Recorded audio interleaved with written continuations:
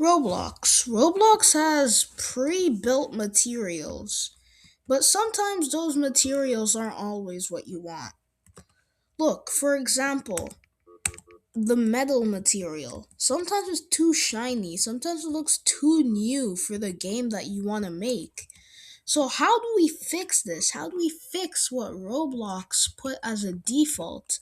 There's something called material mixing, where you take multiple layers of materials and transparencies to get an effect that you want.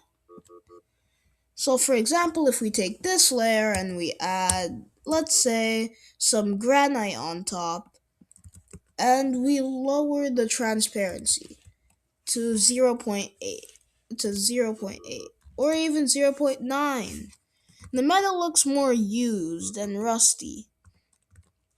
You can add multiple layers of this to get your desired outcome. So, all we can simply do is add another layer of material. For example, we have leafy grass.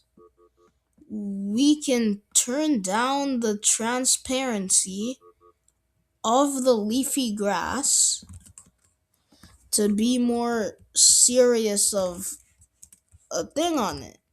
But leafy grass doesn't really have a good texture, so we lower the transparency.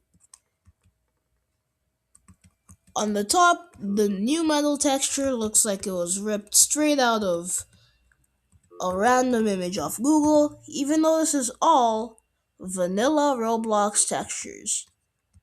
Textures can only Z-fight on the sides, but on top of each other, they are perfectly fine.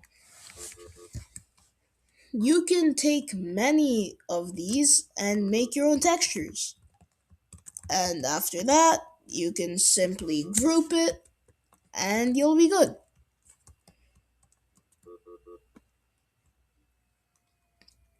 Roblox has many good textures that you can use to make your own texturing of your game nice. Say neon. Never tried this before, but you can turn any texture into a more conservative type. So let's say I'm going for granite. Let's first go glacier. Transparency 0.8, 0.6. It's starting to look a bit more used, but when it looks a bit too dim, you just change the transparency,